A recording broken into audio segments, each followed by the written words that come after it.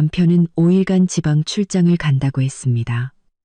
하지만 GPS는 남편이 고급 산후조리원에 있다고 가리켰습니다. 시댁 식구 6명 모두가 상간녀의 산후조리를 돕고 있었죠. 출장에서 돌아온 남편은 집에서 벌어진 상황에 경악을 금치 못했습니다. 제 인생은 지난 5년간 남편 민준과 함께 건축 자재 사업을 일구는데 온전히 바쳐졌습니다. 거대한 제국은 아닐지라도 번듯한 집 한 채와 적당한 차 한 대, 그리고 가장 중요하게는 이제 막 어린이집에 다니기 시작한 어린아들 준서를 키우기에 충분한 기반이었죠. 그 세월 동안 저희는 환상의 짝이었습니다. 시장의 수많은 폭풍우를 함께 헤쳐나갔죠. 벽돌 한 장을 고르는 일부터 모래 일루배를 계산하는 일, 그리고 큰 거래처와 협상하는 것까지 모든 것을 함께 했습니다. 민주는 천부적인 소통 능력을 가진 사람이었어요. 현장 인부부터 대기업 이사까지 누구와도 막힘없이 대화하며 상대방을 존중받는다고 느끼게 만드는 재주가 있었죠. 반면 저는 뒤에서 모든 것을 정리하고 재정을 관리하는 역할이었습니다. 서윤이 네가 없었으면 난 벌써 3번은 부도났을 거야. 민주는 늘 그렇게 농담처럼 말했지만 저는 그 농담 속에 담긴 진심과 아내에 대한 깊은 신뢰를 알고 있었습니다. 하지만 최근 들어 작년 설날 이후로 모든 것이 변하기 시작했습니다.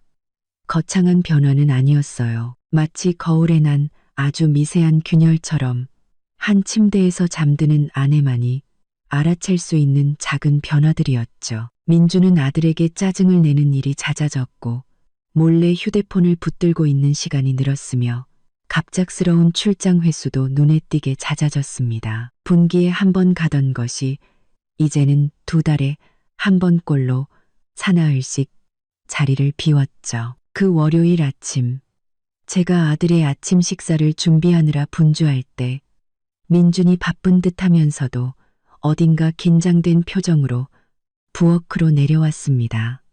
여보, 나 이번 주 목요일부터 5일 정도 출장 가야 할 것 같. 민준이 말했습니다. 목소리는 단호했지만 시선은 저를 마주치지 못하고 우유를 넣은 커피잔에만 고정되어 있었죠.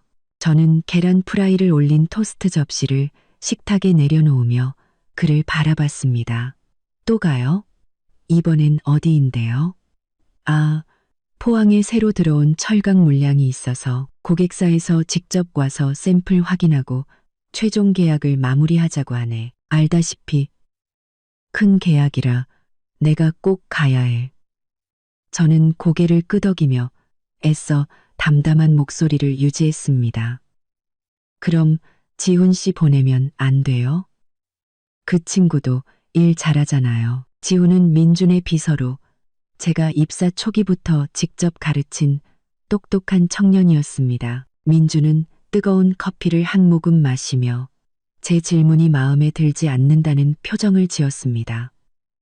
안 돼. 이건 중요한 일이라 내가 직접 해야 해. 그리고 요즘 지훈이가 좀 해이해진 것 같아서 내가 직접 가는 게 마음 편해. 당신은 집에서 준서 잘 보고 회사 일 좀 챙겨줘. 회사 일은 걱정 마세요. 장부랑 주문 거는 제가 다 알아서 잘 처리하고 있으니까. 다만 요즘 당신 출장이 너무 잦잖아요. 우리 제대로 앉아서 대화할 시간도 없는 것 같아요. 저는 그의 눈을 들여다보며 한 가닥의 미안함이나 연민이라도 찾아보려 했지만 보이는 것은 무감각한 벽뿐이었습니다. 에이, 또 이상한 상상하지 마. 내가 누구 때문에 이렇게 일하는데. 다 우리 가족, 당신이랑 준서 때문이지. 남자가 밖에서 돈 버는 게 얼마나 힘든데 당신이 이해해줘야지. 집에서 애나 잘 키우면 되는 거야. 민주는 커피잔을 내려놓고 서둘러 일어섰습니다. 나 서재에 가서 서류 좀 챙겨야겠다. 점심에 급한 회의가 있어서 저는 남편의 뒷모습을 바라봤습니다. 등골을 타고 차가운 기운이 흘렀죠. 남자가 밖에서 돈 버는 게 얼마나 힘든데라는 말은 참 익숙했지만 오늘따라 그 말이 섬뜩할 정도로 비꼬는 것처럼 들렸습니다. 우리 집을 위해서일까? 아니면 내가 모르는 다른 집을 위해서일까? 이상한 점은 그의 말뿐만이 아니었습니다. 출장을 준비하는 방식도 평소와 달랐죠. 보통은 제가 그의 짐을 챙겨줬습니다. 저는 그가 거래처를 만날 때 어떤 색의 셔츠를 입는지, 장거리 운전을 할 때 어떤 양말을 선호하는지까지 꿰뚫고 있었죠. 하지만 이번에는 민준이 모든 것을 직접 챙겼고 심지어 오후 내내 서재문을 잠그기까지 했습니다. 의심은 하루아침에 생긴 것이 아니었습니다. 제가 전화를 걸 때면 갑자기 끊어버리던 순간들, 서둘러 삭제하던 문자 메시지들, 그리고 제게 등을 돌린 채 거짓으로 깊이 잠든 척하던 수많은 밤들로부터 쌓여온 것이었죠. 적어도 저는 그렇게 느꼈습니다. 제가 그에게 다가가려 할 때마다 그는 무의식적으로 몸을 움츠렸습니다.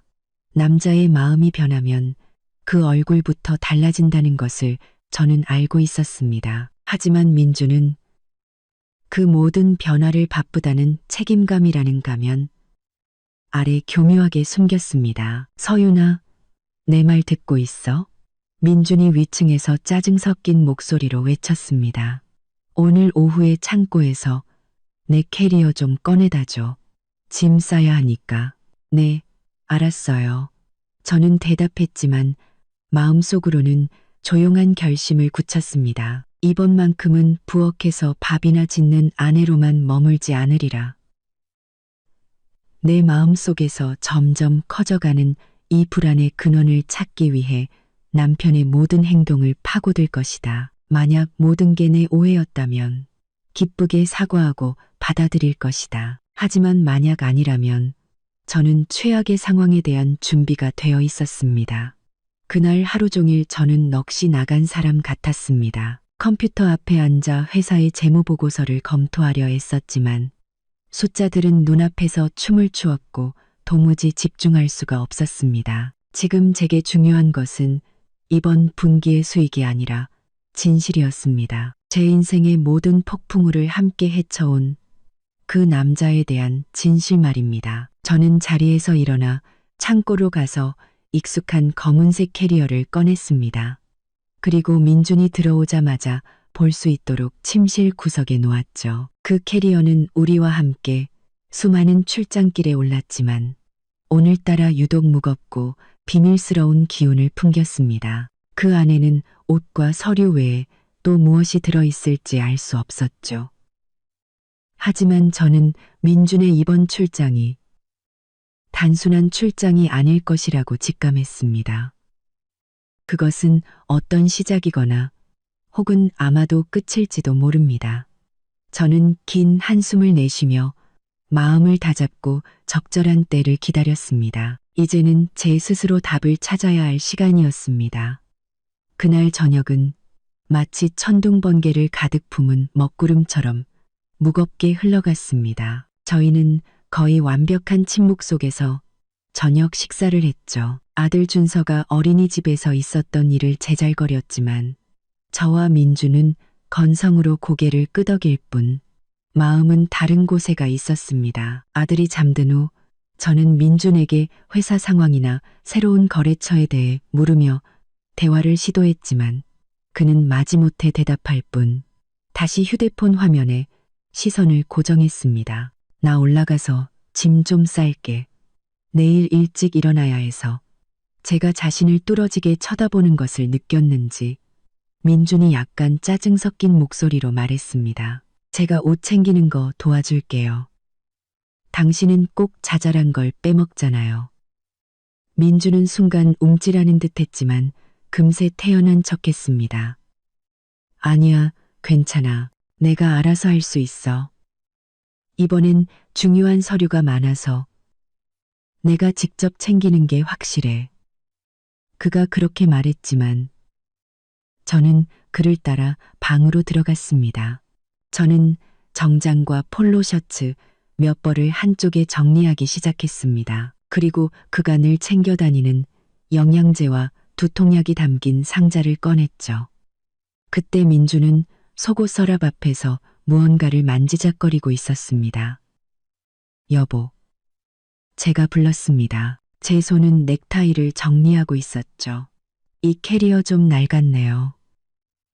보니까 밑에 있는 보조 수납 공간 지퍼 쪽이 뜯어진 것 같은데 거기엔 중요한 거 넣지 마세요. 저는 아주 자연스럽게 말했지만 민준의 얼굴에 스치는 긴장감을 똑똑히 보았습니다. 그곳은 지난 몇 년간 우리 부부의 중요한 서류를 보관해 온 비밀 공간이었습니다. 사실 그곳은 보조 수납 공간이 아니라 숨겨진 지퍼로만 열 수 있는 이중 안감이었죠. 아, 거기? 아직 괜찮아. 예전에 작은 계약서들 넣어두던 곳인데 안전해서 그냥 계속 쓰게 되네. 민준이 대답했습니다. 하지만 그는 저를 보지 않았죠. 그의 손에는 두꺼운 수첩 크기의 작은 검은색 천 가방이 꽉 쥐어져 있었습니다. 민주는 캐리어를 바닥에 내려놓고 뚜껑을 활짝 연 뒤 제게 등을 돌린 채 옷을 확인하는 척했습니다. 그의 동작은 매우 빠르고 단호했습니다.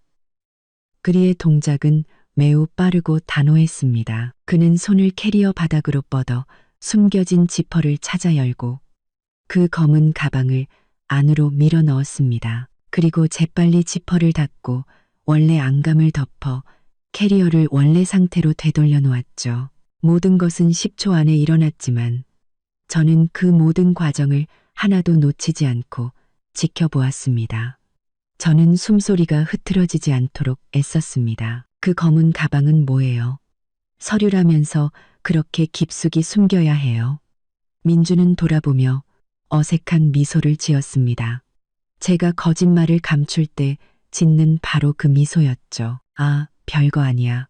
신소재 기술 관련 기밀 문서라서 밖에 두면 잃어버릴까봐. 이거 우리 회사 미래가 걸린 중요한 사업 기밀일 수도 있다고. 그럼 서류 가방에 넣지. 왜 캐리어 밑바닥에 넣어요? 저는 여전히 그저 궁금한 아내처럼 부드러운 목소리로 물었습니다. 서류 가방은 남들이 보기 쉽잖아. 이 공간은 나만 아는 곳이니까. 걱정 마. 내가 하는 일은 다 철저하게 계산해서 하는 거니까. 그는 제 머리를 가볍게 쓰다듬었습니다. 예전에는 그토록 따뜻하게 느껴졌던 행동이 이제는 소름 끼치도록 가식적으로 느껴졌습니다. 저는 민준이 거짓말을 하고 있다는 것을 알았습니다. 정말 기밀 문서라면 방충격 기능이 있는 가방에 넣었을 것이고 보안 장치 하나 없는 그런 검은 천 가방에 넣지는 않았을 겁니다. 게다가 회사의 가장 중요한 서류는 모두 제가 관리하는 서재 금고에 있었습니다. 네, 그럼 제가 세면도구랑 칫솔 챙겨줄게요. 간식거리라도 좀 싸드릴까요? 저는 그의 의심을 거두기 위해 일부러 화제를 돌렸습니다. 아니, 괜찮아. 고마워. 당신은 먼저 자. 난 내일 일찍 일어나야 하니까. 이것만 마저 정리하고 바로 들어갈게. 민준이 말했습니다. 저는 침실을 나왔지만 잠자리에 들지 않았습니다. 저는 곧장 제 작은 서재로 들어가 컴퓨터를 켜고 두 가지 중요한 일을 했습니다. 첫째, 민준이 제게 문자로 보냈던 포항5일 출장 공지를 캡처했습니다. 터털, 이것은 거짓된 시간과 장소에 대한 증거가 될 겁니다. 둘째, 저는 위치 추적 앱을 열었습니다. 몇 년 전부터 저희는 서로의 위치를 항상 공유하도록 설정해 두었습니다. 주로 장거리 운전을 할 때 서로의 안전을 확인하기 위함이었죠. 저는 그의 위치 공유가 여전히 켜져 있는지 다시 한번 확인했습니다. 휴대폰 화면에는 민준의 위치가 집으로 표시되어 있었고 그것은 마치 조용한 약속처럼 보였습니다. 하지만 저는 그 약속이 캐리어 밑바닥 깊숙한 곳에 숨겨진 의문의 검은 가방에 의해 더럽혀졌다는 것을 알았습니다. 저는 침대로 돌아와 민준 옆에 누웠습니다. 그는 이미 등을 돌린 채 규칙적인 숨소리를 내며 깊이 잠든 척하고 있었죠. 저도 눈을 감았지만 정신은 그 어느 때보다 또렷했습니다. 오늘 밤은 잠들 수 없을 겁니다. 그 검은 가방, 그것은 단순한 기밀 문서가 아니라 끔찍한 비밀을 담고 있었습니다. 제가 애써 쌓아 올린 결혼 생활과 가정을 송두리째 무너뜨릴 수 있는 진실을 말입니다. 방 안은 어둠에 잠겼고 에어컨 소리만 규칙적으로 들려왔습니다. 저는 옆에 누운 남자의 숨소리를 들었습니다. 그록 제가 사랑하고 믿었던 그 남자는 이제 완전히 낯선 사람이 되어 있었습니다. 그의 앞에서 보였던 제 평정심은 얇은 얼음막에 불과했고 그 아래에는 의심이라는 차가운 강물이 세차게 흐르고 있었습니다. 저는 민준의 숨소리가 정말로 깊은 잠에 빠졌을 때 규칙적인 리듬으로 바뀔 때까지 기다렸습니다. 저는 조심스럽게 몸을 움직여 이불 밖으로 발을 빼냈고 나무 바닥에서 소리가 나지 않도록 애썼습니다. 저는 캐리어 앞으로 다가가 작은 스탠드 조명을 켰습니다. 아주 빠르고 교묘하게 어떤 흔적도 남기지 말아야 했습니다. 손은 떨렸지만 제 결심은 저를 이상할 정도로 침착하게 만들었습니다. 저는 도둑이 아닙니다. 그저 제 인생의 진실을 찾으려는 사람일 뿐이죠. 저는 무릎을 꿇고 조용히 캐리어를 열었습니다. 옷가지를 한쪽으로 치우고 캐리어 바닥에 안감을 찾았습니다. 조심스럽게 손을 넣어 숨겨진 지퍼를 찾았죠. 지퍼가 딸깍하는 아주 작은 소리를 냈지만 고요한 밤중에 그 소리는 제게 총성처럼 크게 들렸습니다. 민준이 깰까봐 겁이 났지만 그는 여전히 미동도 없었습니다. 검은 가방이 그 안에 고이 놓여 있었습니다. 저는 천천히 그것을 꺼내고 캐리어를 조심스럽게 원래 자리에 돌려놓았습니다. 저는 가방을 들고 서둘러 욕실로 들어가 문을 잠그고 가장 밝은 조명을 켰습니다. 진실의 순간이었습니다. 무엇이든 저는 마주해야만 했습니다. 저는 검은 가방을 열었습니다. 손은 약간 떨렸지만 심장은 이미 준비가 되어 있었죠. 안에는 서류 뭉치도 현금도 아니었습니다. 아무런 생명이 없는 물건이었지만 그것이 담고 있는 의미는 끔찍했습니다. 눈부신 욕실 조명 아래 검은 가방 속의 물건이 뚜렷하게 모습을 드러냈습니다.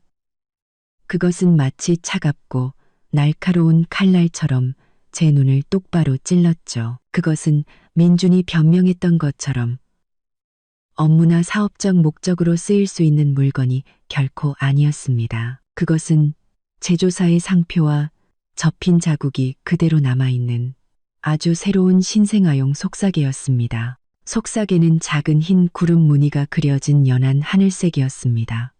부드럽고 포근하고 민준이 말했던 포항의 그 어떤 철강 계약과도 전혀 어울리지 않았죠. 저는 그 자리에 얼어붙었습니다. 모든 감각이 마비되는 것 같았죠. 저는 속사계를 멍하니 바라보다가 다시 검은 가방을 내려다보았습니다. 손을 뻗어 부드러운 면직물을 만져보았습니다. 손끝에서부터 차가운 감각이 온몸으로 퍼져나갔습니다. 연한 하늘색, 아기 속사계, 이 세 가지 단서만으로도 지난 몇 달간 제가 애써 스스로를 안심시키려 했던 모든 노력과 변명들이 한순간에 무너져 내렸습니다. 오랫동안 막연했던 두려움이 순식간에 끔찍하고 명백하며 부인할 수 없는 진실이 되어버렸습니다. 저와 함께 사업을 일구고 아들 준서를 낳아 함께 키운 남편이 이제 다른 생명을 준비하고 있었습니다. 울음이 나오지 않았습니다. 울 수가 없었죠. 눈물은 흘러내리지 않고 가슴 속에서 단단하게 굳어버린 것 같았습니다. 가슴이 꽉 막혀 숨쉬기조차 힘들었습니다. 마치 거대한 바위가 짓누르는 것 같았죠. 이 고통은 아내로서 느끼는 평범한 질투가 아니었습니다. 지난 5년간 절대적으로 믿어왔던 사람에게 뼛속까지 배신당한 느낌, 거짓의 불길에 타버린 느낌이었습니다. 이 연한 하늘색 아기 속삭이는 그 어떤 자백보다도 더 많은 것을 말해주고 있었습니다. 그것은 한 아버지의 세심한 준비와 설레는 기다림을 보여주었죠. 그것은 민준이 제 등 뒤에서 몰래 쌓아 올린 두 번째 삶에 대한 명백한 물증이었습니다. 저는 천천히 속삭이를 다시 가방에 넣고 원래대로 깔끔하게 접었습니다. 충격 뒤에 찾아온 섬뜩한 평정심 덕분에 저는 기계적으로 움직일 수 있었습니다. 저는 소리를 지르거나 난리를 피우는 대신 행동해야 한다는 것을 알았습니다. 저는 아들 준서가 옆방에서 곤히 자고 있는 상황에서 이성을 잃는 그런 여자가 아니었습니다. 저는 검은 가방을 캐리어의 비밀 공간에 다시 넣어두었습니다. 숨겨진 지퍼를 잠그고 안감을 덮었죠. 모든 것이 원래대로 돌아왔습니다. 검은색 캐리어는 방구석에서 조용히 내일 아침에 출장을 기다리고 있었습니다. 저는 아들 준서를 생각했습니다.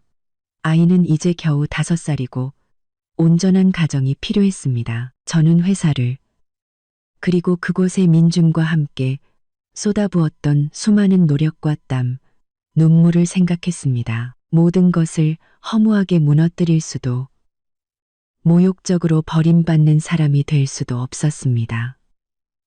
이 순간 저는 더 이상 슬픔을 느끼지 않았습니다.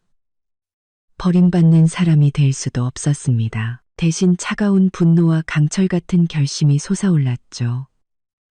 만약 민준이 이 길을 선택했다면 저 서유는 가만히 앉아 당하고만 있지는 않을 겁니다. 저는 그 여자가 누구인지, 아들을 낳았는지, 딸을 낳았는지, 그리고 민준이 우리의 공동 재산을 얼마나 빼돌려 그 새로운 가정을 꾸렸는지 모든 것을 낱낱이 밝혀내야 했습니다. 이 흑백을 가리는 일은 서두를 수 없다는 것을 알았습니다. 저는 모든 것을 비밀에 붙이고 민준이 제가 그의 비밀을 알아챘다는 사실을 눈치채지 못하게 해야 했습니다. 그가 안심하고 경계를 풀도록 저는 계속해서 믿음직하고 온화한 아내 역할을 해야 했습니다.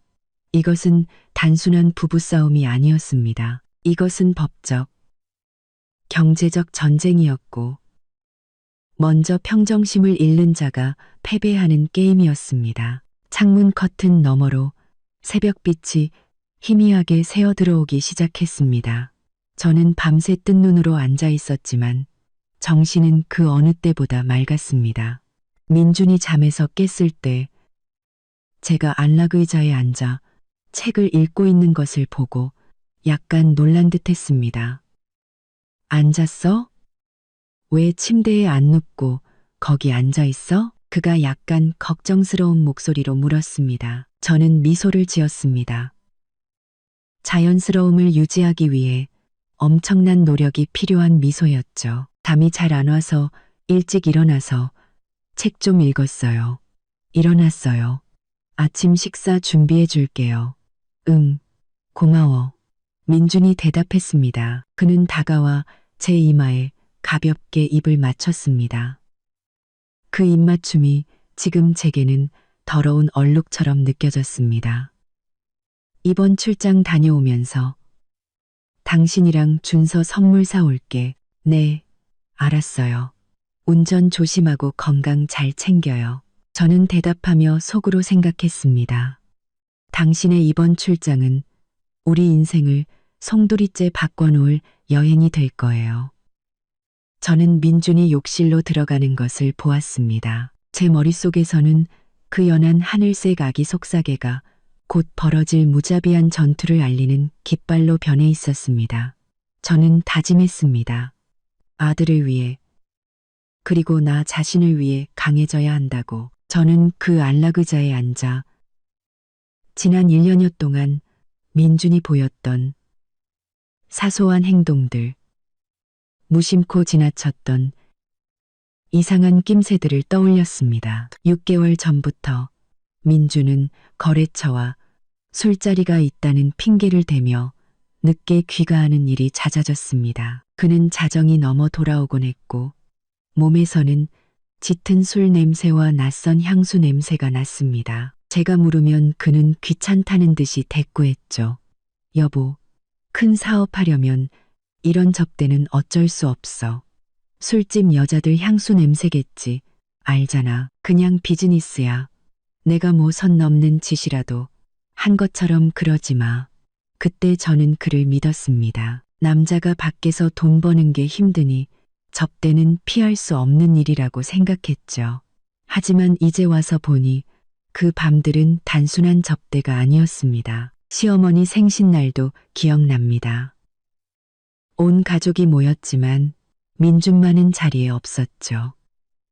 그는 미안함이 가득한 목소리로 전화를 걸어왔습니다.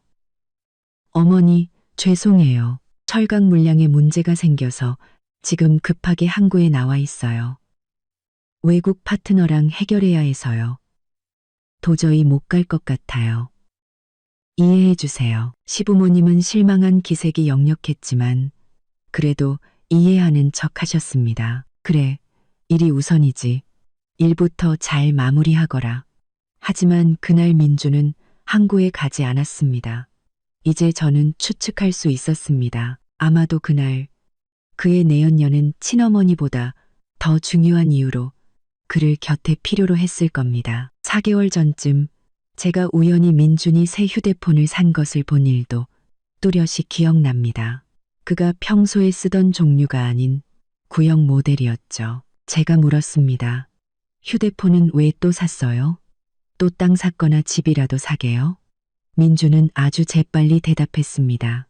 아, 이거 지훈이 주려고. 걔 쓰던 폰이 고장 났다는데 연락할 일이 많아서 하나 사줬어. 저는 민준이 직원들에게 후한 사람이라고 늘 생각해왔기에 아무런 의심도 하지 않았습니다. 하지만 이제 와서 보니 그 휴대폰과 문이 잠긴 서재에서 몰래 하던 통화들은 명백한 신호였습니다. 이 모든 사건들이 연한 하늘색 아기 속삭이와 합쳐지자 민준이 쌓아올린 거짓 행복의 장막은 산산조각이 났습니다. 저는 역겨움을 느꼈습니다. 단지 배신감 때문만이 아니라 그가 너무나도 능숙하게 거짓말을 하고 심지어 가족을 위해서라는 명분을 내세워 자신의 죄를 덮으려 했다는 사실 때문이었습니다. 저는 창밖을 보았습니다. 어둠은 걷히고 민준의 5일짜리 출장이 시작되는 목요일의 희미한 아침 햇살이 비치고 있었습니다. 저는 감정에 휘둘려서는 안 된다는 것을 알았습니다. 눈물, 비난, 질투는 이 순간 아무 소용이 없으며 오히려 상대방에게 경고 신호를 줄 뿐이었습니다. 저는 다른 사람이 되어야 했습니다. 차갑고 이성적이며 치밀한 전략을 가진 여자로 말입니다. 저는 자리에서 일어나 부엌으로 가서 평소처럼 아침 식사를 준비하기 시작했습니다. 저는 민준과 준서 그리고 제 자신을 위한 아침을 차렸습니다. 겉으로 저는 여전히 현명한 아내, 완벽한 엄마인 서윤이었습니다. 하지만 제 내면은 이미 소리 없는 전쟁을 준비하는 전략가로 변해 있었습니다. 아침 식사를 하는 동안 민주는 한결 편안해 보였습니다. 아마도 모든 것이 완벽하게 감춰졌다고 생각했기 때문이겠죠. 준서는 아직 안 일어났어? 얼굴 한번 보고 가야지. 민준이 커피를 마시며 물었습니다. 방금 일어났어요. 위층에서 양치하고 있어요. 그냥 두세요. 알아서 내려올 거예요. 아침은 다 차려놨어요.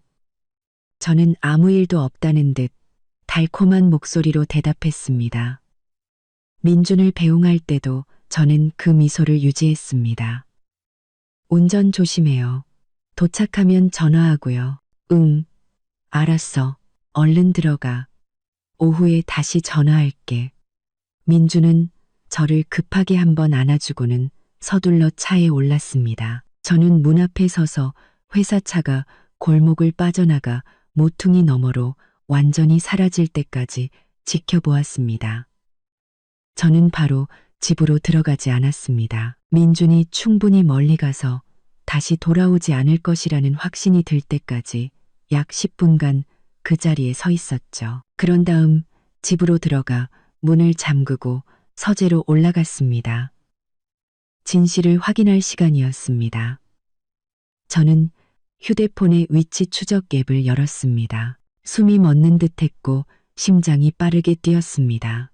두려움 때문이 아니라 곧 드러날 끔찍한 진실에 대한 기다림 때문이었습니다. 저는 책상에 앉아 휴대폰을 양손으로 잡았습니다. 화면이 밝아지며 지도 위에 2개의 점이 표시되었습니다. 하나는 집에 있는 저를 나타내는 분홍색 점, 다른 하나는 민준의 위치를 나타내는 초록색 점이었습니다. 민준의 차는 익숙한 거리를 천천히 지나 우리 회사를 거쳐 도심으로 향하고 있었습니다. 저는 지도를 뚫어져라 쳐다보며 손에 땀이 날 정도로 휴대폰을 꽉 쥐었습니다. 아침 9시쯤 약 1시간을 이동한 후 초록색 점에 움직임이 느려지기 시작했습니다. 그 점은 앞으로 나아가지 않고 오히려 큰 건물과 의료시설이 밀집한 도심 한복판에서 완전히 멈춰 섰습니다. 저는 지도를 확대했습니다. 장소의 이름이 뚜렷하게 나타났습니다. 마치 칼로 심장을 도려내는 듯 차가운 이름이었습니다. 서울국제여성병원. 그동안의 모든 의심, 아기 속삭이에 대한 모든 두려움이 이제 구체적인 이름으로 확인되었습니다. 민주는 출장을 간 것이 아니었습니다. 그는 산부인과 병원에 있었습니다. 그의 내연녀가 아이를 낳은 것이 틀림없었습니다. 저는 말없이 앉아 있었습니다. 배신감과 무시당했다는 느낌은 더 이상 격렬한 고통으로 다가오지 않았습니다. 대신 파괴적인 분노가 치밀어 올랐죠. 그는 나를 뭐라고 생각한 걸까? 철강계약이라는 어설픈 거짓말에 쉽게 속아 넘어갈 바보로 본 걸까? 저는 제 개인용 차, 주로 장을 보거나 아이를 데리러 갈 때 쓰는 작은 차를 몰고 나갔습니다. 저는 지도에 표시된 민준의 경로를 그대로 따라 운전했습니다. 가는 내내 저는 생각을 정리하려 했었습니다. 그곳에 도착하면 무엇을 해야 할까? 소리를 지르고 난동을 부릴까?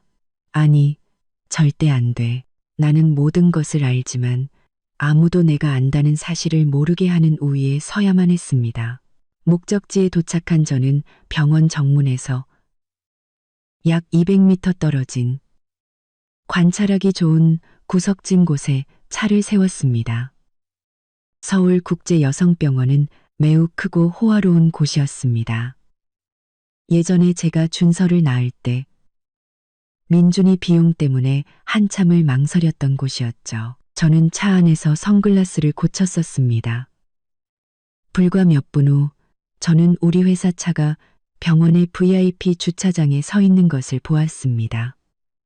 그리고 민준이 보였죠. 그는 정장을 말끔하게 차려입고 차에서 내렸습니다. 하지만 지난 5년간 익숙했던 그의 얼굴에는 이제 긴장감과 함께 낯선 설렘과 다정함이 뒤섞여 있었습니다. 민준은 정문으로 향했지만 바로 들어가지 않았습니다. 대신 병원 바로 맞은편에 있는 편의점으로 들어갔죠. 저는 앞유리를 통해 눈을 가늘게 뜨고 그를 지켜봤습니다. 그가 많은 물건을 사는 것이 보였습니다. 그는 커다란 분유통을 집어들고 유통기한을 꼼꼼히 살폈습니다. 그 다음엔 신생아용 기저귀 몇 팩을 집어들었죠. 그리고는 유아용품 코너로 가서 젖병 세정제를 골랐습니다. 그는 너무나 세심해서 직원에게 신생아에게 어떤 분유가 좋은지 묻기까지 했습니다. 눈물이 흐르지는 않았지만 목구멍으로 짜디짠 무언가가 넘어오는 것을 느꼈습니다. 고통스러워서 온 것이 아니었습니다. 진실이 너무나 명백하고 적나라해서 흘리는 눈물이었습니다. 저는 휴대폰을 꺼냈습니다. 그에게 전화하기 위해서가 아니라 사진을 찍기 위해서였죠. 저는 주차장에 서 있는 회사차를 찍었습니다. 양손에 신생아 용품이 가득 담긴 봉투를 들고 편의점에서 나오는 민준의 모습을 찍었습니다. 이 증거는 그 어떤 변호사도 부인할 수 없을 겁니다. 그 후 민준은 서둘러 병원 안으로 들어갔습니다. 저는 자동문 뒤로 사라지는 그의 뒷모습을 보았습니다. 저는 차를 빼서 짧게 한 바퀴 돌았습니다. 제 마음은 이제 완전히 굳어져 있었습니다. 저는 차를 빼서 짧게 한 바퀴 돌았습니다. 다음에 무엇을 해야 할지 분명히 알았죠. 저는 집으로 돌아가 아무것도 모르는 아내 역할을 계속하며 기다려야 했습니다. 민준이 그 새로운 가정에서 자리를 잡을 때까지 말입니다. 10시가 조금 안 된 시각, 저는 민준의 번호를 눌렀습니다. 그의 거짓말을 다시 한번 확인해야 했습니다. 그의 목소리로 거짓말을 직접 들어야 제 분노가 더욱 날카로워질 테니까요. 저는 집으로 돌아오는 내내 떠날 때와는 완전히 다른 심리 상태로 운전했습니다. 10시 15분쯤 저는 민준에게 전화를 걸었습니다. 신호음이 한참 동안 울렸고 저는 온갖 추측을 해야 했습니다. 그는 지금 병실에 있을 테고 내연녀와 아이 때문에 바쁠 것이다. 과연 전화를 받을까? 받지 않는다면 또 무슨 핑계를 댈까? 민준은 5번째 신호음이 울렸을 때 전화를 받았습니다. 그의 목소리는 약간 숨이 찼고 서두르는 듯 멀게 느껴졌지만 애써 다정한 척했습니다.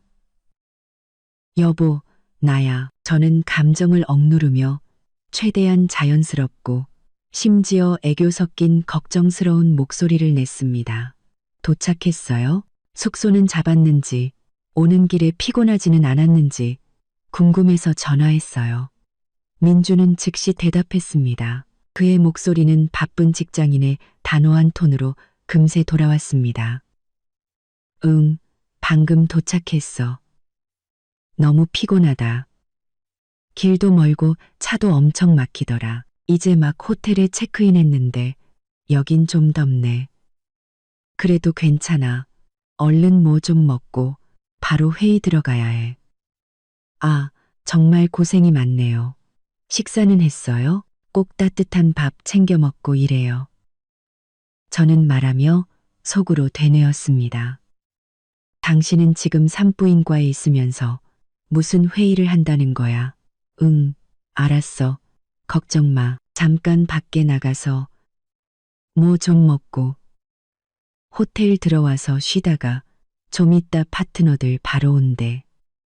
그가 말했습니다. 그때 수화기 너머로 문이 닫히거나 누군가 움직이는 듯한 작은 소리가 들렸습니다.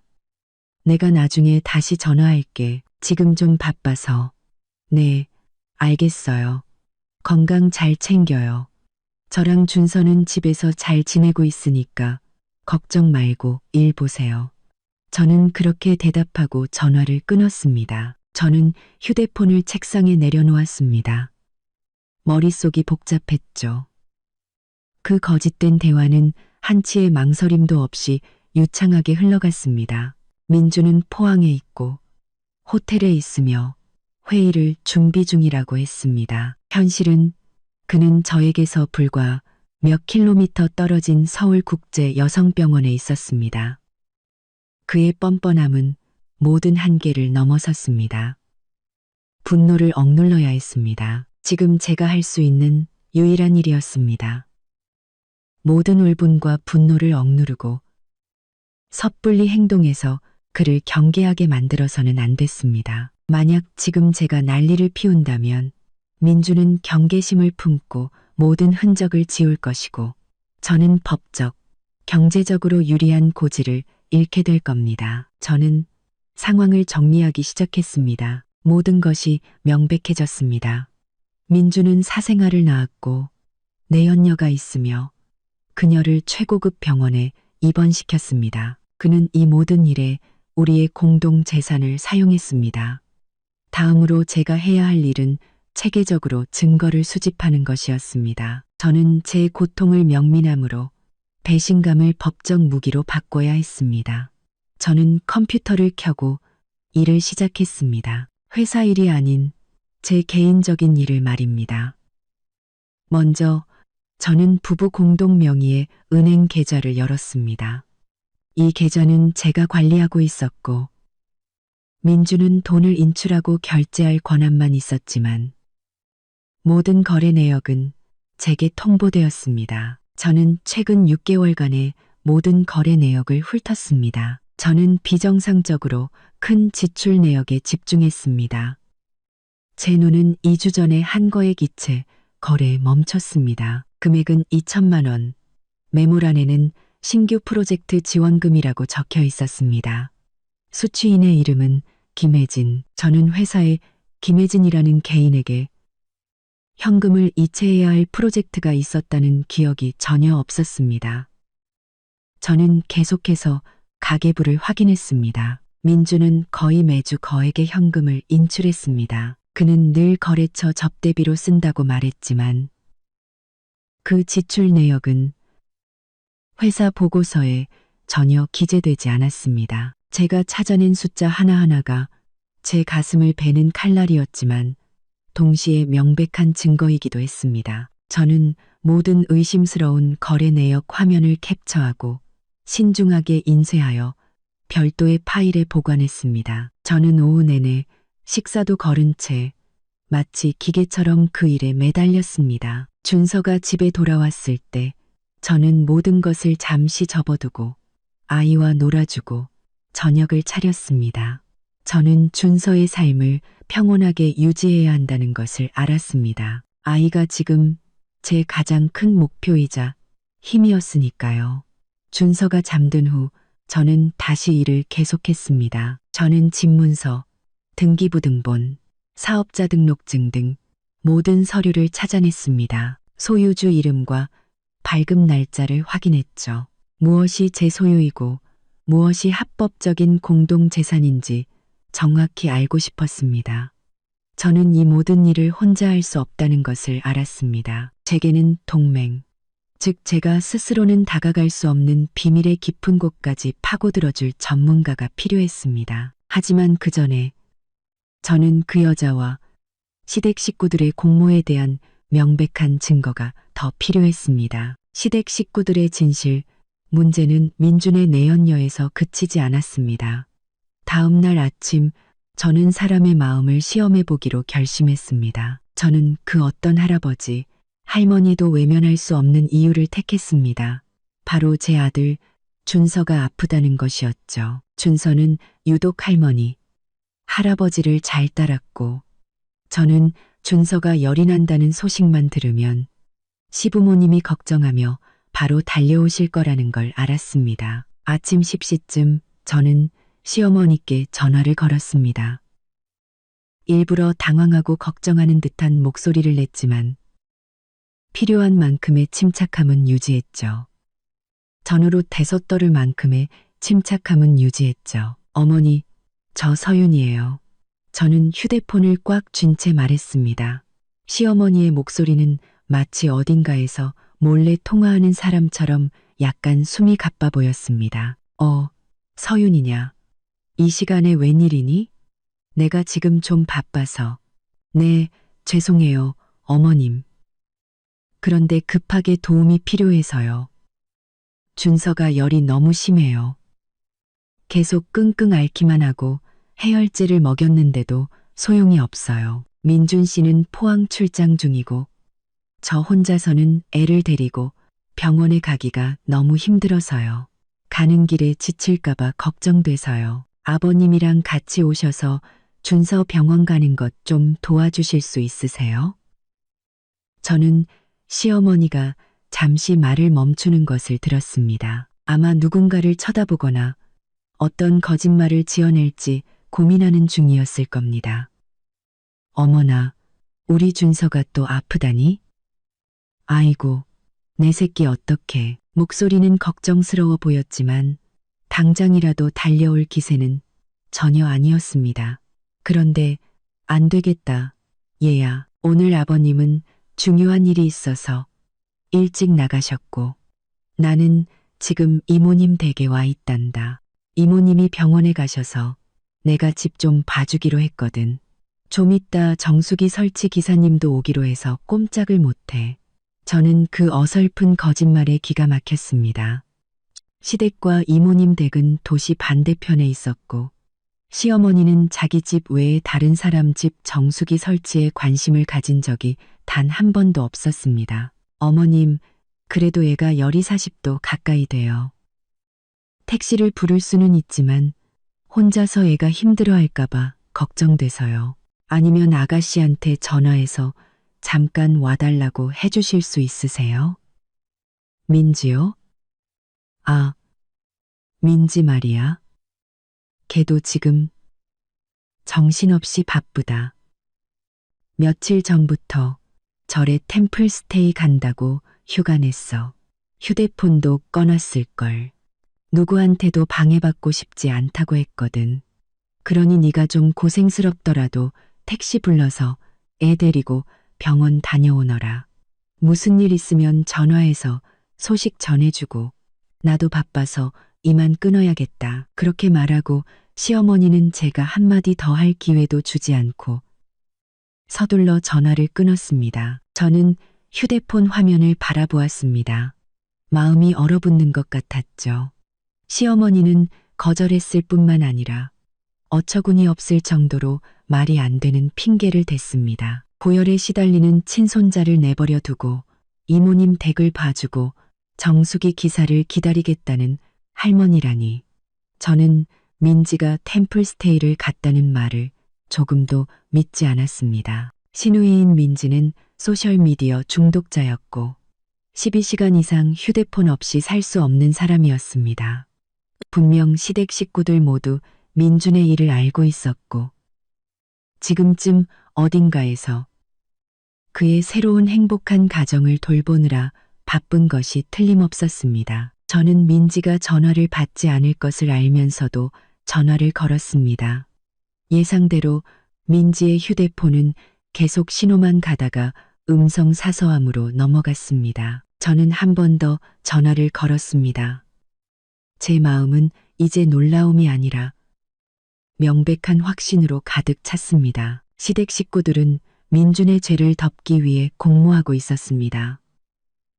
이 공모 사실은 남편의 배신보다 저를 더 분노하게 만들었습니다. 제가 지난 5년간 진심으로 모시고 존경했던 그들이 이제 와서 저와 그들의 친손자에게 등을 돌리기로 선택한 것입니다.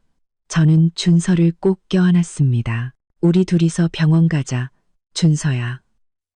미안해. 아무도 필요 없어. 저는 아이를 데리고 병원에 다녀온 후 오후에 집으로 돌아왔습니다. 아이는 의사에게 약을 처방받고 열이 내리기 시작했죠. 준서가 깊이 잠든 동안 저는 제 일을 계속했습니다. 저는 주소록을 열어 예전 사업 파트너에게서 평판이 좋다고 들었던 변호사의 번호를 찾았고 연락할 준비를 했습니다.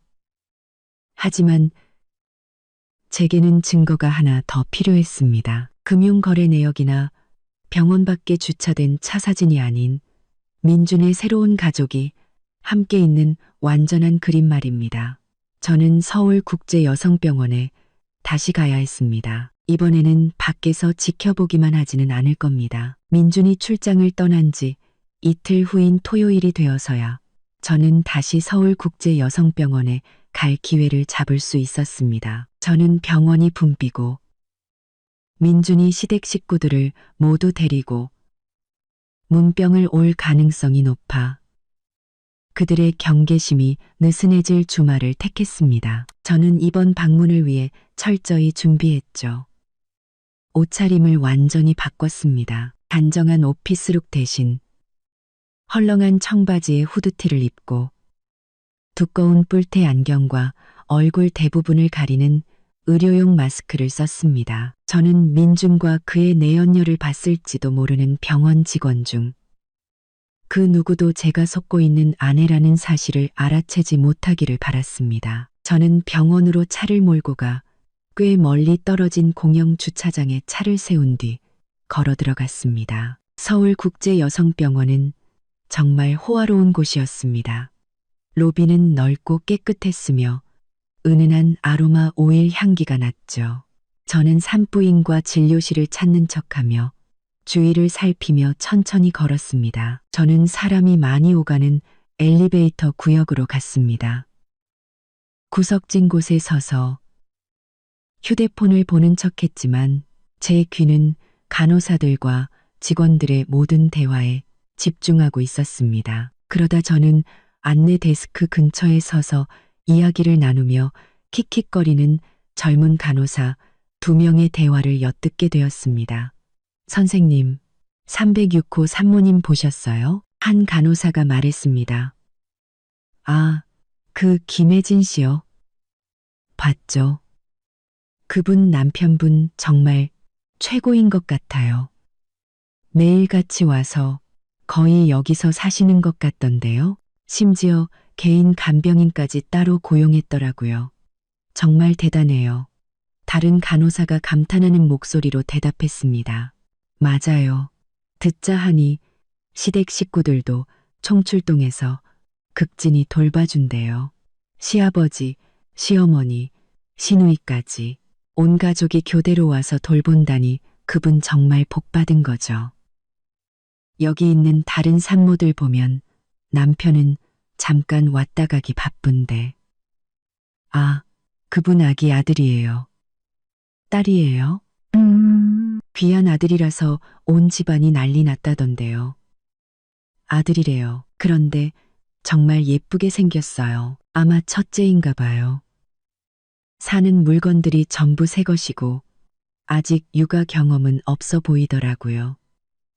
심장이 멎는 것 같았습니다. 306호 김혜진 씨, 온 시댁 식구, 귀한 아들, 최고의 남편, 모든 것이 하나의 진실을 가리키고 있었습니다. 민주는 김혜진이라는 여자와 아들을 낳았고 그의 가족 모두가 그 사실을 알 뿐만 아니라 그녀를 극진히 돌보고 있었습니다. 저는 깊은 숨을 들이쉬며 호흡을 가다듬었습니다. 저는 306호에 가봐야 했습니다. 저는 3층으로 걸어 올라갔습니다. 복도는 더 조용했고 각 병실은 1인실이었습니다. 저는 조용히 걸으며 문 하나하나를 살폈습니다. 306호에 가까워질수록 제 발걸음은 느려졌지만 동시에 더 단호해졌죠. 마침내 저는 306호 문 앞에 섰습니다. 문이 살짝 열려 있었고 안에서 조용히 대화하는 소리가 들려왔습니다. 저는 문틈에 귀를 바싹대고 엿들었습니다. 시어머니의 목소리였습니다. 혜진아, 이 미역국 좀 다 먹으렴. 잘 먹어야 우리 손주 먹일 젖이 잘 나오지. 그리고 민준의 목소리가 들렸습니다. 먹어, 내가 떠먹여줄게. 당신은 그냥 푹 쉬기만 해. 회사 일은 내가 다 알아서 처리했어. 우리 아들 정말 순하다. 세상 모르고 자네. 시누이 민지의 목소리도 끼어들었습니다. 새언니, 걱정 말고 푹 쉬세요. 제가 몸에 좋은 거 더 사왔어요. 아무 걱정 마세요. 우리 식구들이 다 여기 있잖아요. 새언니. 그 단어는 마치 망치처럼 제 머리를 강타했습니다. 제가 그토록 잘해주었던 시누이 민지, 지난 5년간 저를 형님이라고 불렀던 그녀가 이제 저 여자를 새언니라고 부르고 있었습니다. 더 이상 참을 수 없었습니다. 저는 영상과 음성 증거가 필요했습니다.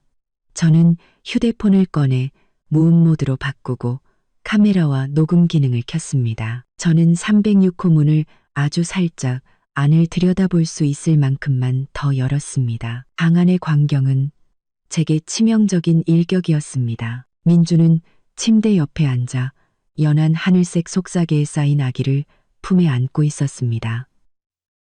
제가 그의 캐리어에서 봤던 바로 그 속삭이였습니다. 그는 고개를 숙여 아기의 이마에 가볍게 입을 맞췄습니다. 그의 얼굴에는 사랑과 만족감이 가득했죠. 김혜진이라는 여자는 침대에 누워 있었습니다. 그녀는 매우 젊었고 피곤한 기색이었지만 눈은 행복으로 빛나고 있었습니다. 시어머니는 그녀에게 미역국을 떠먹여주고 있었고 시아버지는 안락의자에 앉아 신문을 읽고 있었습니다. 민지는 테이블 위 과일을 정리하고 있었죠. 이것은 단순한 외도가 아니었습니다. 이것은 한 가족 전체의 배신이었습니다. 그들은 제 재산을 이용해 새로운 가정을, 새로운 완전함을 구축하고 저를 그들의 삶에서 공공연하게 제거해 버렸습니다. 저는 숨을 들이쉬고 휴대폰을 꽉 쥐었습니다. 저는 셔터를 계속 눌러 그 모든 광경을 기록했습니다. 그들의 따뜻한 대화도 전부 녹음했죠. 그들의 따뜻한 대화도 전부 녹음했죠. 우리 손주, 새언니, 우리 아들이라는 말들은 부인할 수 없는 증거가 될 겁니다. 충분한 증거를 모은 후 저는 조용히 문을 닫았습니다. 저는 306호를 빠져나와 마치 불길 속에서 걸어 나온 듯한 기분으로 병원 복도를 걸었습니다. 저는 진실을 보았습니다. 이제 제가 행동할 차례였습니다. 저는 변호사에게 연락해야 했습니다. 모든 것을 전문적이고 법적인 차원으로 끌어올려야 했습니다. 서울국제여성병원을 떠나 저는 바로 집으로 가지 않았습니다. 한적한 카페에 차를 세우고 휴대폰을 꺼내 방금 찍은 사진과 녹음 파일을 다시 확인했습니다. 서울국제여성병원을 떠나 민준이 다른 여자의 아들을 안고 있는 모습, 그리고 그 곁을 지키는 시부모와 시누이의 모습은 제 안에 남아있던 마지막 연약함마저 불태워버렸습니다. 저는 더 이상 혼자 행동할 수 없다는 것을 알았습니다. 제게는 전문가, 제 감정적인 증거들을 완벽한 법적 서류로 만들어줄 사람이 필요했습니다. 변호사가 필요했죠. 저는 주소록에서 예전에 우리 회사의 작은 계약 소송건을 자문해 주었던 서 변호사의 번호를 찾았습니다. 서 변호사는 중년의 여성으로 예리하고 일 처리에서 단호하기로 유명했습니다. 여보세요. 서 변호사님 맞으시죠? 저 건축자재회사 민준 씨 아내 서윤이라고 합니다. 서 변호사의 목소리가 재빠르게 응답했습니다. 아, 서윤 씨. 오랜만이네요. 무슨 새로운 계약건이라도 있나요? 아닙니다. 아주 심각한 개인적인 일로 연락드렸습니다. 혹시 가장 빠른 시일 내에 한번 뵐 수 있을까요? 모든 자료를 가지고 가겠습니다.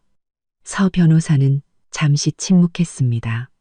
아마도 제 목소리에서 심각성을 느꼈을 겁니다. 좋아요. 오늘 저녁 8시에 제 사무실로 오세요. 7시에 약속이 있는데 아마 일찍 끝날 겁니다. 오시면 서윤 씨를 위해 따로 시간을 내드리죠. 저는 전화를 끊고 조금 안도감을 느꼈습니다.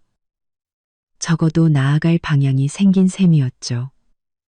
다음으로 저는 탐정이 필요했습니다. 법은 재산과 관계에 대한 증거를 필요로 한다는 것을 알았고, 전문 탐정은 저보다 더 빠르고 은밀하게 그 일을 해낼 수 있을 겁니다. 오랜 친구를 통해 저는 김 탐정 사무소를 소개받았습니다. 김 탐정은 경험이 많고 독립적으로 활동하며 입이 무겁기로 유명했습니다. 저는 바로 그날 오후에 김 탐정에게 연락해 약속을 잡았습니다. 김 탐정을 만났을 때 저는 돌려 말하지 않았습니다. 제가 수집한 모든 증거를 테이블 위에 올려놓았습니다. 민준이 신생아 용품을 사는 사진, 306호에서 시댁 식구들과 함께 있는 사진, 녹음 파일, 그리고 김혜진이라는 여자에게 이체된 의심스러운 거래 내역서까지. 안경을 쓴 중년의 남성인 김 탐정은 침착한 눈으로 저를 바라보았습니다. 그는 사진과 재무 자료를 꼼꼼히 검토했습니다. 서윤 씨, 제공해 주신 자료만 봐도 사건은 명백하군요. 이건 단순한 외도가 아닙니다. 공동 재산을 유용하여 별도의 가정을 꾸린 행위입니다. 이건 민준 씨에게 법적으로 매우 불리하게 작용할 겁니다. 김 탐정이 말했습니다. 제가 원하는 건 두 가지입니다. 저는 단호한 목소리로 말했죠. 첫째, 이 김혜진이라는 여자의 신원과 배경을 조사해 주세요. 그녀가 누구인지, 무슨 일을 하는지, 우리 회사와 어떤 관계가 있었는지, 그리고 언제부터 민준 씨의 아이를 가졌는지요. 둘째, 부동산에 대해 조사해 주세요. 민준 씨가 그녀에게 상당한 재산을 넘겼을 것으로 의심됩니다. 김 탐정은 고개를 끄덕이며 제게 계약서를 내밀었습니다. 즉시 조사에 착수하겠습니다. 초기 증거 수집을 아주 잘해 주셨습니다. 특히 시댁 식구들의 공모에 대한 증거는 매우 중요합니다. 계약서에 서명하고 성금을 지불한 후 저는 김 탐정의 사무실을 나왔습니다. 무거운 짐을 나누어진 기분이었습니다. 이제 민준과 그의 가족이 만들어낸 어둠 속으로 저를 대신해 깊이 파고들어줄 사람이 생긴 겁니다. 저녁에는 서 변호사를 만났습니다. 저는 아기 속삭의 이야기부터 306호에서의 광경까지 모든 것을 털어놓았습니다. 변호사님, 이혼하고 싶습니다. 하지만 단순히 재산을 반으로 나누고 싶지는 않아요. 양육권은 제가 갖고 민준 씨가 저 여자에게 넘긴 우리 공동 재산 전부를 되찾아야겠습니다. 저는 분명하게 말했습니다. 서 변호사는 감탄 어린 눈으로 저를 바라보았습니다. 서윤 씨, 이해했습니다. 가지고 계신 증거들을 보면 우리가 매우 유리한 고지에 있습니다. 하지만 제3자에게 넘어간 재산을 되찾는 것은 좀 더 복잡할 수 있습니다. 자금의 출처와 이체 목적에 대한 명확한 증거가 필요합니다. 제가 기본적인 법적 서류를 준비해 두겠습니다. 김 탐정에게서 상세 보고서가 오면 바로 소송을 시작하겠습니다. 그때까지 평정심을 유지하고 아무것도 모르는 아내 역할을 계속하셔야 합니다. 저는 고개를 끄덕였습니다. 서 변호사와 김 탐정을 만난 것은 제 고통을 구체적인 행동 계획으로 바꾸는데 큰 도움이 되었습니다. 저는 이제 민준과 그의 가족을 마주할 준비가 되었습니다. 눈물이 아닌 법과 진실로 말입니다. 서 변호사와 김 탐정을 만난 지 이틀 후 저는 아무 일도 없었다는 듯이 일상을 계속했습니다. 평소처럼 회사에 출근해 계약서를 검토하고 직원들과 회의를 했죠. 저는 이전보다 더 침착하고 효율적으로 모든 일을 처리했습니다. 제가 회사를 안정적으로 지키는 하루하루가 다가올 전쟁을 앞두고 제 권력과 입지를 강화하는 시간이라는 것을 알았기 때문입니다. 하지만 제 머릿속은 항상 민준과 그의 작은 가족에 대한 생각으로 가득 차 있었습니다. 그가 제 피와 땀으로 번 돈으로 밖에서 행복한 삶을 누리고 있다는 사실을 견딜 수가 없었습니다. 민준의 거짓 출장 나흘째인 월요일 아침, 저는 김 탐정에게서 전화를 받았습니다. 그의 목소리는 차분했지만 저는 그 말 한마디 한마디에 담긴 심각성을 느낄 수 있었습니다. 서윤 씨, 요청하신 상세 조사 결과가 나왔습니다. 모든 것이 예상하신 대로였고 심지어 더 심각합니다. 사무실로 오셔서 서류를 확인하시고 다음 계획을 논의했으면 합니다. 저는 서둘러 일을 정리하고 직원들에게는 중요한 파트너와 회의가 있다고 둘러댔습니다. 점심때쯤 김 탐정의 사무실에 도착했죠. 김 탐정은 제 앞에 두꺼운 서류 파일을 놓았습니다. 그는 파일을 펼쳐 체계적으로 정리된 증거들을 가리켰습니다. 이 김혜진이라는 여성, 본명은 김혜진 맞습니다. 최근 졸업한 인턴 사원으로 약 6개월간 서윤 씨 회사 마케팅팀에서 근무했습니다. 민준 씨와의 관계는 그때부터 시작된 것으로 보입니다. 입사 후 얼마 지나지 않아 임신을 했고요. 김 탐정이 담담하게 설명했습니다. 저는 들었지만 놀라지 않았습니다. 모든 것이 너무나 명백했으니까요. 저는 그저 고개를 끄덕여 계속하라는 신호를 보냈습니다.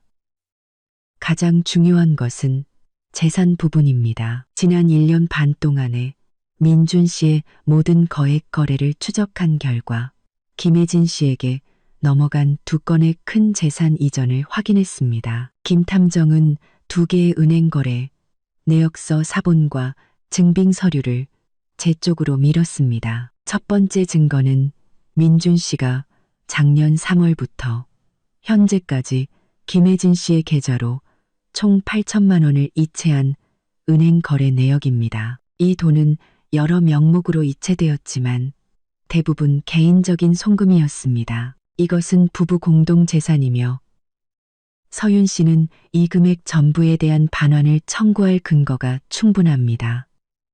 김 탐정이 말했습니다. 저는 8천만 원이라는 숫자를 보았습니다. 탐정이 8천만 원이라는 숫자를 보았습니다. 그것은 회사의 상당한 유동 자금이었습니다. 민주는 그 돈을 내연녀에게 생활비로 대준 것입니다. 2번째 증거는 더욱 충격적이었습니다. 김 탐정은 부동산 매매 계약서 사본을 테이블 위에 올려놓았습니다. 이 서류는 지난달 민준 씨가 강남구에 있는 고급 오피스텔을 매입했다는 증거입니다. 이 오피스텔의 가치는 5억 원이며 전액 현금으로 일시불 지급되었습니다. 주목할 점은 이 오피스텔이 김혜진 씨 명의로 되어 있다는 것입니다. 5억, 제 손이 떨리는 숫자였습니다. 우리가 지금 살고 있는 집, 우리가 그토록 고생하며 겨우 마련한 이 집조차도 그렇게 큰 금액을 일시불로 지불할 가치는 아니었습니다. 민주는 가족과 회사에 축적된 자본 대부분을 빼돌려 내연녀에게 집을 사준 것입니다. 김 탐정님, 확실한가요? 이 오피스텔이 완전히 그녀 명의로 되어 있다고요? 제 목소리가 굳어지며 물었습니다.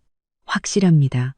서윤 씨, 매매는 매우 은밀하게 이루어졌지만 부동산 등기 기록은 숨길 수 없습니다. 민준 씨는 임의명의 이전 절차까지 완료했습니다.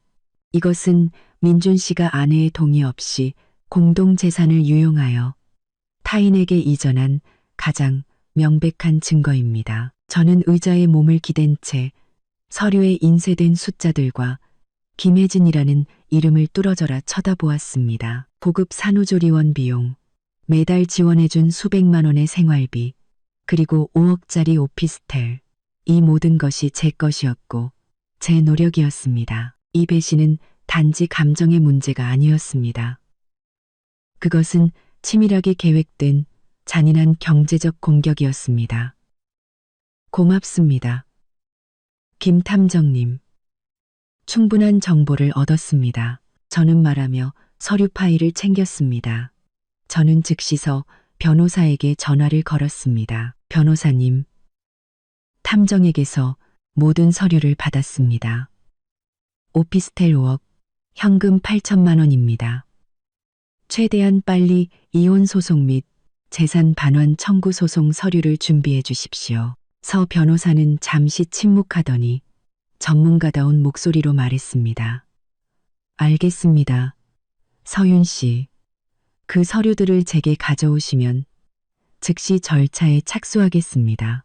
우리가 가장 먼저 해야 할 일은 그가 집에 돌아오자마자 그를 수세에 몰아넣을 결정적인 한 방을 날리는 것입니다.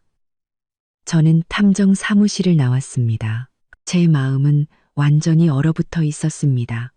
사랑, 신뢰, 존경, 그 모든 것이 무감각한 숫자들과 집문서 위 낯선 여자의 이름으로 대체되었습니다. 저는 민준의 출장을 무자비한 대결로 끝내야 할 때가 왔음을 알았습니다. 5일간의 출장 마지막 날인 화요일, 민준은 저녁에 집에 도착할 것이라고 전화로 알려왔습니다. 그의 목소리는 편안하면서도 약간 피곤해 보였는데 마치 멀고 힘든 출장을 마치고 돌아오는 사람처럼 보였습니다. 나 도착하면 뭐 특별히 먹고 싶은 거 없어? 내가 당신이랑 준서 먹을 거 사갈게. 민준이 전화로 말했습니다. 그냥 오세요. 저녁은 다 준비해 놨어요. 준서가 아빠를 얼마나 기다리는지 몰라요. 저는 대답했습니다. 제 목소리는 너무나 부드럽고 평온해서 제 자신의 연기력에 저 자신도 놀랄 정도였습니다. 저는 오후 내내 대결을 준비했습니다. 집을 청소하지도 꽃을 사지도 환영하는 듯한 그 어떤 행동도 하지 않았습니다. 저는 그저 편안한 실내복을 입고 머리를 단정하게 묶은 채 기다렸습니다. 제가 준비한 것은 서류 파일이었습니다. 서 변호사가 검토하고 체계적으로 정리한 그 파일. 저는 그것을 거실 탁자 위에 식어버린 커피 잔 옆에 반듯하게 놓았습니다. 파일 표지에는 아무것도 쓰지 않았습니다. 단지 제가 인쇄한 커다란 사진 한 장만 있었죠. 민준이 신생아를 안고 있고 시부모와 시누이가 306호에서 혜진을 둘러싸고 있는 그 사진이었습니다. 저녁 7시쯤 익숙한 회사차가 대문 앞에 멈추는 소리가 들렸습니다. 저는 일어나 문을 열러 나갔습니다. 얼굴에는 아무런 감정도 드러내지 않았죠. 민주는 과일이 담긴 큰 봉투를 들고 집으로 들어섰습니다. 그의 얼굴은 햇볕에 약간 그을렸고 정말 피곤해 보였습니다. 아마도 병원과 호텔 사이를 오가며 연기하느라 지쳤을 겁니다. 나 왔어, 여보. 민준이 말했습니다. 저를 안으려고 했지만 저는 섬세하게 한 걸음 뒤로 물러섰습니다. 네, 오셨어요. 오는 길에 고생 많았죠. 그는 제 냉담함에 약간 놀란 듯 했지만 금세 제가 출장이 길어져 삐졌을 거라고 생각하며 대수롭지 않게 넘겼습니다. 준서는 어딨어? 우리 아들 보고 싶어 죽겠네. 민준이 거실을 둘러보며 물었습니다. 방에서 장난감 가지고 놀고 있어요. 그냥 놀게 두세요. 여기 좀 앉아요. 할 얘기가 있어요. 저는 탁자 맞은편 소파를 가리키며 말했습니다. 민주는 선물 봉투를 내려놓고 소파로 향했습니다. 그가 자리에 앉자마자 그의 시선은 탁자 위의 사진에 부딪혔습니다. 민주는 그 자리에 얼어붙었습니다. 그의 얼굴색이 순식간에 변했죠. 피곤함은 온데간데 없고 극심한 공포가 그 자리를 차지했습니다. 그는 사진을 뚫어져라 쳐다보다가 저를 올려다보았습니다. 이게 뭐야? 서윤아, 이게 어떻게 된 거야? 민준의 목소리는 평소의 자신감을 잃고 갈라졌습니다.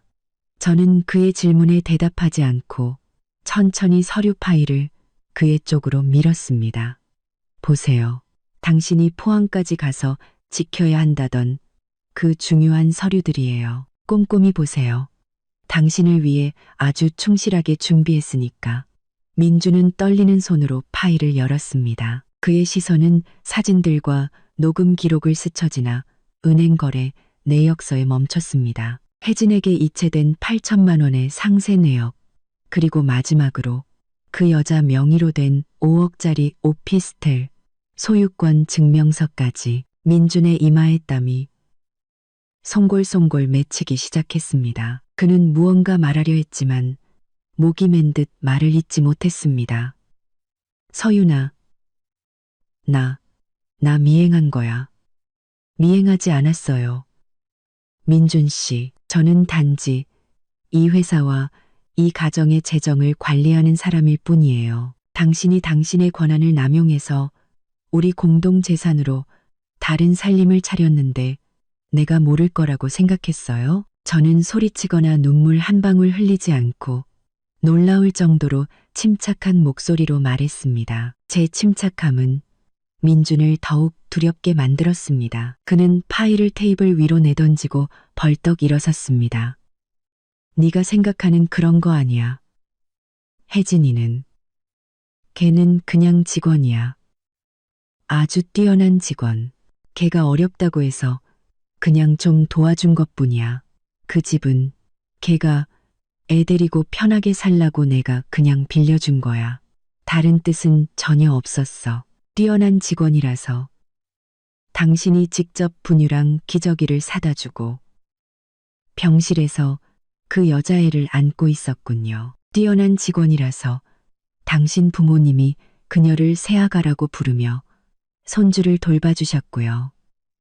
거짓말 그만해요, 민준 씨. 당신이 말을 할수록 당신의 비겁함만 더 드러날 뿐이에요. 저는 한치의 물러섬도 없이 그의 눈을 똑바로 쳐다보았습니다. 궁지에 몰리자 민주는 무릎을 꿇고 제 다리를 붙잡았습니다. 서윤아, 제발. 내가 잘못했어. 그냥 한순간 유혹에 넘어간 거야. 맹세할게. 정말 맹세해. 당장 다 정리할게. 제발 날 믿어줘. 나 버리면 안 되잖아. 이 회사는 우리 거잖아. 다시는 그 여자 얼굴도 안 볼게. 저는 꼿꼿이 선 채 그의 손에서 다리를 빼냈습니다.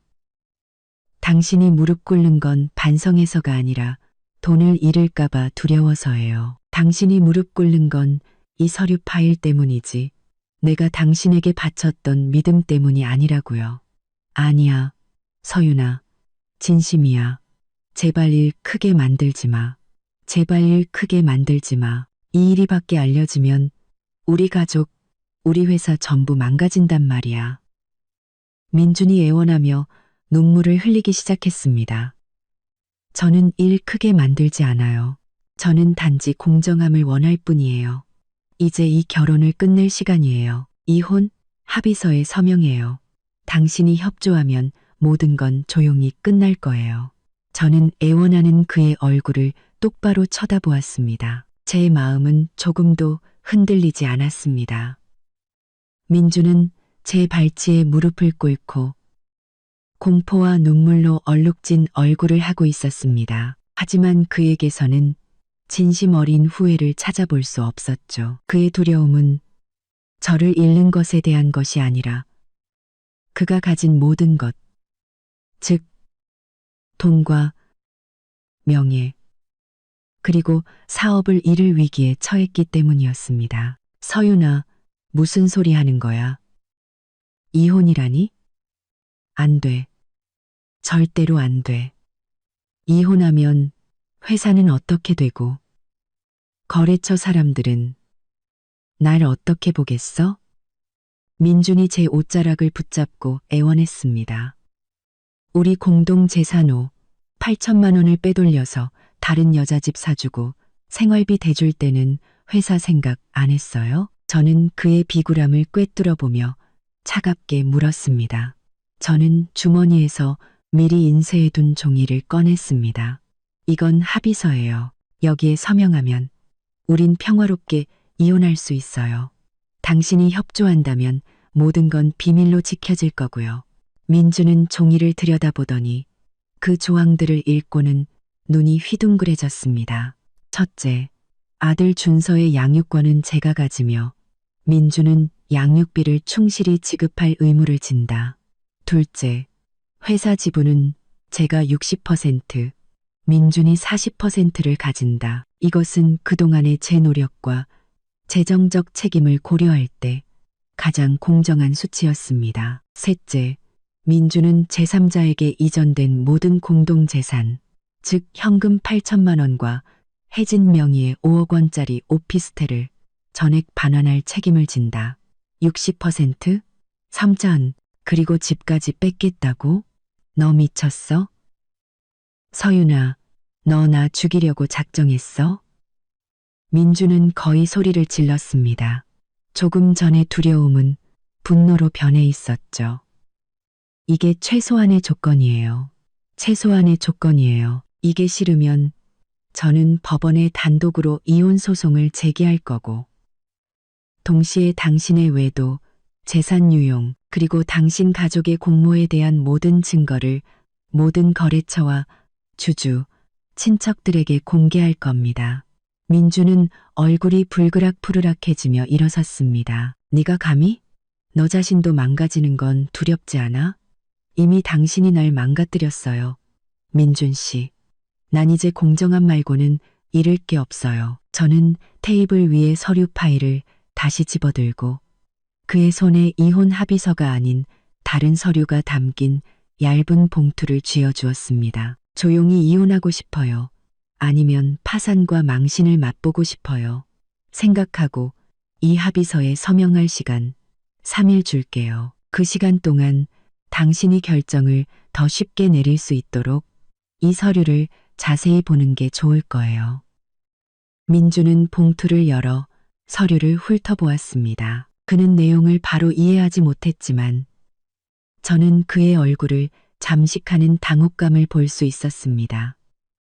그것은 모든 공동 계좌에 대한 임시 동결 명령서였습니다. 이게 뭐야? 계좌 동결. 네가 무슨 짓을 한 거야?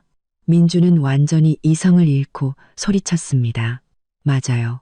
서 변호사님과 함께 진행했어요. 당신이 이 집에 발을 들여놓는 순간 회사의 운영 자금을 포함한 모든 공동은행 계좌는 임시 동결 처리됐어요. 제가 은행에 통보했거든요. 직원들 월급 계좌를 제외하고 모든 거액 거래, 지출, 이체는 중단됐어요. 저는 한 글자 한 글자 민준의 가슴에 못을 박듯 말했습니다. 당신은 현금을 인출할 수도 자재 대금을 결제할 수도 혜진에게 돈을 보낼 수도 없어요. 아무것도 할 수 없다고요. 당신이 합의서에 서명하지 않으면 회사는 3일 안에 멈출 수도 있어요. 이 순간 민주는 완전히 무너졌습니다. 그는 회사 계좌 동결이 가장 치명적인 공격이라는 것을 잘 알고 있었습니다. 그는 회사 계좌 동결이 가장 치명적인 공격이라는 것을 건축 자재 업계에서 공급업체에 대한 대금 지급이 단 하루만 늦어져도 10년간 쌓아온 신용이 무너질 수 있었습니다. 너 정말 잔인하다. 서윤아, 어떻게 네 회사에 이럴 수가 있어? 민준이 완전히 절망한 목소리로 중얼거렸습니다. 내가 잔인한 게 아니에요. 난 내 아들의 재산을 지키고 있는 거예요. 회사는 내가 계좌를 동결해서 망하는 게 아니라 당신이 회사 돈을 빼돌려 다른 여자를 먹여 살렸기 때문에 망하는 거예요. 3일 줄게요. 3일 안에 합의서에 서명하고 혜진에게 모든 재산을 반환하라고 요구해요. 저는 일어나 아들 방으로 들어갔습니다. 여기서 잘 생각해요. 오늘 밤은 준서랑 잘 테니까 거짓말쟁이랑 한 방에 있고 싶지 않네요. 저는 문을 닫았습니다. 거실에는 민준이 창백한 얼굴로 망연자실 서 있었습니다. 그는 제가 설계한 정교한 덫에 갇혔고 더 이상 물러설 곳이 없었습니다. 그는 그의 선택은 이제 사랑이나 가족이 아닌 경제적인 생존의 문제였습니다. 다음 날 아침, 민주는 창백한 얼굴과 퀭한 눈으로 일어났습니다. 그는 거실에서 멍하니 앉아 은행과 자신의 변호사에게 전화를 걸었지만 모든 정보는 계좌 동결이 합법적이라는 사실만을 확인시켜 주었습니다. 제가 공동 계좌주로서 재산 분쟁 시 거래 중지를 요청할 권리가 있었기 때문입니다. 민준의 변호사는 제게 유리한 이혼 합의를 받아들이거나 시끄럽고 비용이 많이 드는 법정 소송을 준비하라고 조언할 뿐이었습니다. 민준은 제게 아무 말도 걸지 않고 유령처럼 집안을 배회했습니다. 그는 준서에게 말을 걸려 했지만 아이는 아빠의 긴장된 얼굴을 보고 무서워하는 듯 했습니다. 오후 4시쯤 제가 방에서 내일을 위한 자재 계약서를 검토하고 있을 때였습니다. 아래층에서 큰 소란이 벌어져 저는 깜짝 놀랐습니다. 대문이 활짝 열리고 시끄러운 고함 소리가 들려왔습니다. 저는 침착하게 계단을 내려가 거실을 내려다보았습니다. 시댁 식구들이 모두 몰려와 있었습니다. 시아버지, 시어머니, 그리고 시누이 민지까지. 그들의 얼굴은 분노와 걱정으로 가득 차 있었죠. 민주는 방구석에서 그들을 막으려 했지만 역부족이었습니다. 어머니, 아버지, 민지야, 다들 여기서 뭐 하시는 거예요? 민준이 더듬거리며 말했습니다. 시어머니는 제가 내려오는 것을 보자마자 달려들어 제 얼굴에 손가락질을 했습니다. 서윤이, 너 정말 악독하구나. 감히 우리 민준이 계좌를 동결시켜 이 집안 다 죽이려고 작정했어? 시어머니의 목소리는 비난으로 가득 차 날카롭게 울려 퍼졌습니다. 무슨 말씀이세요? 어머님, 저는 이해가 안 되네요. 저는 얼음장처럼 차가운 표정을 유지했습니다. 이해가 안 돼? 아주 잘났구나. 민준이한테 다 들었다. 너도 알지? 혜진이가 갓난애를 낳고 비싼 산후조리원에 있는 거. 거기서 매주 비용을 결제하라고 독촉한단 말이다. 그런데 계좌가 다 막혀서 민준이가 돈을 못 찾잖아. 못 보낸다고 네가 우리 새아가랑 손주를 조리원에서 쫓겨나게 만들 셈이야. 저는 시어머니를 바라보았습니다. 역겨운 감정이 치밀어 올랐죠. 그녀는 제 안부나 준서의 안부는 묻지도 않고 오직 제 남편을 빼앗은 여자와 그들의 불법적인 손주만을 걱정하고 있었습니다. 시아버지는 근엄한 표정을 유지하려 애썼지만 그의 목소리에도 압박감이 서려 있었습니다. 서윤아, 무슨 일을 하든 가족 간의 정을 생각해야지. 어쨌든 이왕 이렇게 된 거 네가 너무 심하게 구는 거다.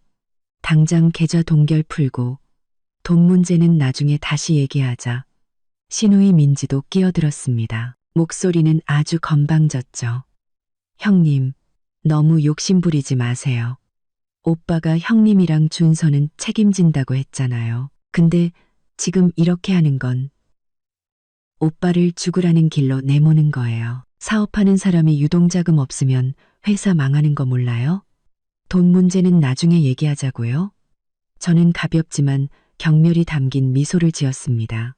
어머님, 아버님, 아가씨, 제가 한 가지만 여쭤볼게요. 당신들 아들과 손주가 병원에 있을 때, 제가 어머님께 전화했을 때, 왜 이모님 댁을 봐줘야 해서 바쁘다고 하셨어요? 왜 민지는 템플스테이 가서 휴대폰을 꺼놨다고 했죠? 세 사람 모두 깜짝 놀라 얼굴이 분노해서 당혹감과 두려움으로 변했습니다. 그들은 제가 이 사실을 알고 있을 거라고는 상상도 못했던 겁니다. 말 돌리지 마라. 서윤아, 대답이나 해. 언제 민준이 계좌 동결 풀어줄 거야? 시어머니가 본론으로 돌아가려 했으며 물었습니다. 혜진 씨 조리원 비용은 언제 결제되는데요? 저는 그들의 목소리를 압도할 만큼 조금 더 큰 목소리로 되물었습니다. 정말 웃기는군요. 그 조리원 비용은 원래 우리 준서 분유값이나 회사 직원들 월급으로 나갔어야 할 돈이에요. 그런데 감히 여기 와서 저한테 요구를 하세요? 네가 무슨 말을 그렇게 하니? 돈은 민준이가 번 돈인데 네가 무슨 권리로 그런 말을 해? 시아버지가 목소리를 높이려 했지만 그의 목소리는 이미 힘이 빠져 있었습니다. 저는 더 이상 말싸움하지 않았습니다. 이 소란을 잠재울 결정적인 한 방을 날릴 때가 왔음을 알았죠. 저는 책상으로 곧장 걸어갔습니다. 그곳에는 제가 미리 준비해둔 더 두껍고 조심스럽게 봉인된 또 다른 서류 파일이 있었죠.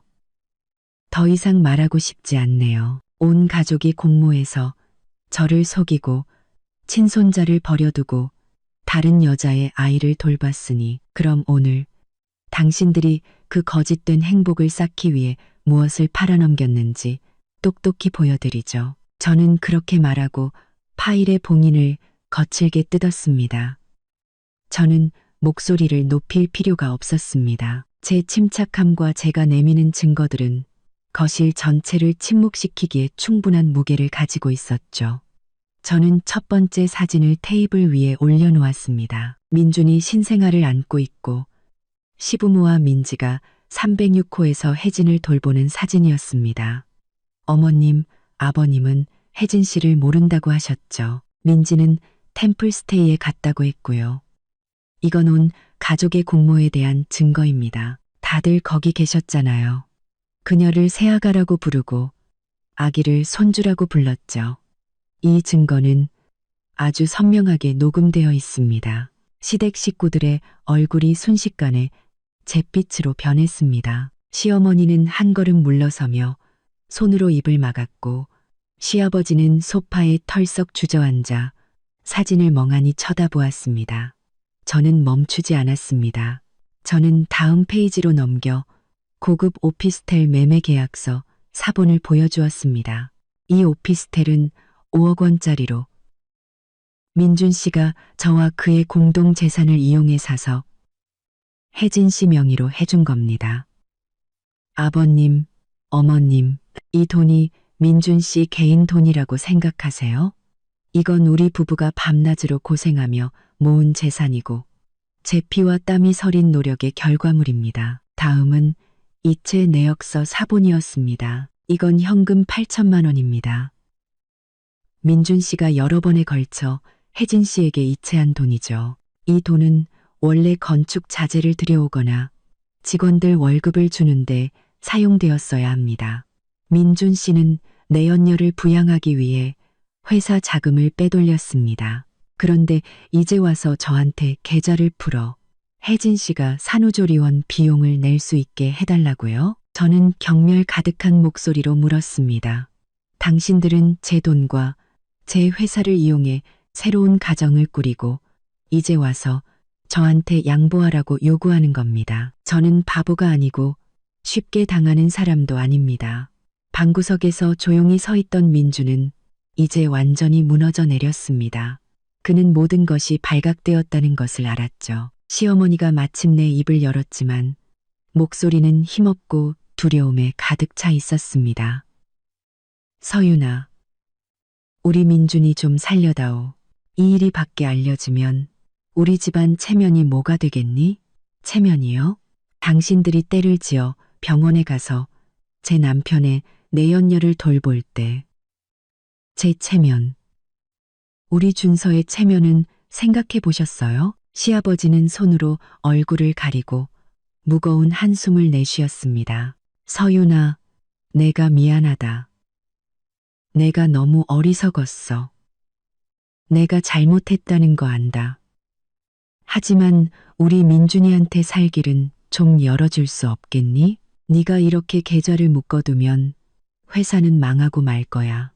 회사가 망하느냐 마느냐는 민준 씨에게 달렸어요. 저에게 유리한 이혼 합의서에 서명하고 그 내연녀에게 재산을 반환하라고 요구하기만 하면 돼요. 그러면 저는 즉시 회사 계좌 동결을 풀고 모든 것은 법원에서 해결될 겁니다. 그렇지 않으면 그는 공동 재산 유용 행위에 대해 법적 책임을 져야 할 거예요. 더 이상 할 말이 없었습니다. 집안의 가장인 시아버지부터 막내딸인 시누이까지 시댁 식구들은 부인할 수 없는 증거 앞에서 완전히 침묵했습니다. 그들은 분노와 압박감으로 무장하고 이곳을 찾아왔지만 이제는 진실 앞에서 고개를 숙여야만 했습니다. 몇 분간의 무거운 침묵 끝에 시아버지가 일어섰습니다. 그만, 우리 돌아가자. 서윤아, 내 뜻대로 하려무나. 아비는 더 이상 할 말이 없다. 그들은 모욕감 속에서 떠났습니다. 작별 인사 한마디 없이 말이죠. 시어머니는 시어머니로서의 위엄을 모두 잃은 채 앞장서 걸었고 민지는 저를 쳐다보려 했지만 그녀의 눈에는 두려움만 가득했습니다. 저는 그들의 뒷모습이 대문 뒤로 사라지는 것을 보았습니다. 소라는 끝났고 저 서유는 이 첫 번째 전투에서 승리했습니다. 이제 모든 압박은 민준에게로 향했습니다. 시댁 식구들이 굴욕적으로 떠난 후 민준은 완전히 무너졌습니다. 더 이상 자신을 보호해 줄 사람이 없다는 것을 깨달았죠. 즉시 파급 효과가 나타났습니다. 몇 시간 안에 민준의 휴대폰이 쉴 새 없이 울리기 시작했습니다. 공급업체가 아니라 주요 거래처와 집안의 큰어른들이었습니다. 집안의 가장 큰어른인 큰아버지가 민준에게 전화를 걸어 실망 가득한 목소리로 말했습니다. 민준아, 네가 지금 무슨 짓을 하고 다니는 거냐? 온 집안 어른들한테 전화가 빗발친다. 네가 밖에서 애 낳고 새 살림 차렸다고 네가 이러면 우리 집안 체면이 뭐가 되냐. 회사의 가장 큰 거래처에서도 전화가 와서 곧 체결될 계약을 취소하고 계약금을 돌려달라고 요구했습니다. 민준 씨, 사업을 어떻게 하는 겁니까? 회사 돈 빼돌려서 여자 집 사주는데 내가 어떻게 당신이랑 사업을 같이 하겠소? 회사 계좌도 동결됐다면서 집안일이나 잘 해결하시오. 사업에 피해주지 말고. 시댁 식구들의 압박은 민준을 두렵게 했지만 친척들과 사업 파트너들의 압박은 그를 벼랑 끝으로 내몰았습니다. 명예는 민준이 가장 소중히 여기는 것이었고 이제 그것이 산산조각 나고 있었습니다. 저녁에 민준이 집에 돌아왔습니다. 그는 더 이상 무릎 꿇고 사과하지 않았습니다. 대신 극심한 피로와 절망에 빠져 있었죠. 내가 졌어. 서윤아, 네가 원하는 대로 다 할게. 제발 이제 회사 계좌 좀 풀어줘. 이러다 정말 다 무너지고 말 거야. 합의서는요? 저는 여전히 변함없는 목소리로 물었습니다. 민주는 주머니에서 이혼 합의서를 꺼냈습니다. 그의 서명은 이미 되어 있었지만 떨리고 희미했습니다. 서명했어. 하지만 약속해. 내가 서명하면 네가 혜진이한테서 그 집이랑 돈을 되찾는 걸 도와줘야 해. 난 그걸 메꿀 돈이 없어. 그건 당연한 일이죠. 저는 합의서를 받아 파일에 넣었습니다. 계좌 동결 해제 명령을 보내기 전에 그 여자에게 전화해서 재산을 반환하라고 요구해요. 당신의 협조에 대한 증거가 필요하니까. 민주는 고개를 푹 숙이고 휴대폰을 꺼내 혜진에게 전화를 걸었습니다. 수화기 넘어 혜진의 목소리는 여전히 달콤했지만 약간의 불안감이 섞여 있었습니다. 민준 씨, 왜 오늘은 나랑 아기 보러 안 왔어요? 여기서 비용 결제하라고 난리예요. 혜진 씨, 잘 들어요. 민준이 말했습니다. 그의 목소리에는 더 이상 평소의 다정함이 없었고 대신 차가움과 씁쓸함이 가득했습니다. 다 끝났어. 당신 나한테 받은 8천만 원이랑 5억짜리 오피스텔 당장 돌려줘요. 나한테 다시 명예 이전하는 절차 밟으라고. 수화기 저편은 잠시 침묵하더니 혜진의 목소리가 날카롭고 도전적으로 변했습니다. 무슨 소리예요? 당신이 우리 아들 주려고 사준 거잖아요. 이제 와서 돌려달라고요? 꿈 깨세요. 내가 당신 애를 낳았다고요. 이혼 서류 한 장이면 다 끝날 줄 알아요? 장난하는 거 아니야. 지금 내 아내가 회사 계좌를 다 동결시켰어. 당신이 내 말대로 하지 않으면 난 당신이랑 애한테 더 이상 돈 한 푼도 줄 수 없다고. 알아듣겠어? 단 한 푼도 못 받게 될 거라고. 마침내 혜진도 문제의 심각성을 깨달았습니다. 그녀는 민준이 파산하면 자신이 의지할 곳이 없어진다는 것을 알았죠. 한참의 실랑이와 협박 끝에 혜진은 결국 동의했습니다. 알았어요. 기다려요. 돌려줄 테니까.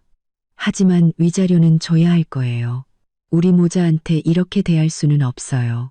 그녀는 소리치고 전화를 끊었습니다. 그 후 2주 동안 이혼 절차는 신속하게 진행되었습니다. 제가 306호에서 찍은 사진, 녹음 파일, 재산 이전 기록까지 부인할 수 없는 증거들 덕분에 판사는 많은 시간을 들이지 않고 이혼을 선고했습니다. 저는 제가 요구했던 모든 것을 얻었습니다. 첫째, 저는 아들 준서의 단독 양육권을 인정받았습니다. 민주는 법에 따라 아들의 양육비를 충실히 지급해야 했습니다. 둘째, 저는 회사 지분 60%의 소유권을 인정받아 회사의 주요 경영자이자 소유주가 되었습니다. 셋째, 법원은 민준에게 현금 8천만 원과 혜진에게 불법적으로 이전된 5억 원 상당의 오피스텔 가치를 포함한 총 5억 8천만 원을 전액 반환하라고 판결했습니다. 재산 회수 절차는 비교적 순조롭게 진행되었습니다.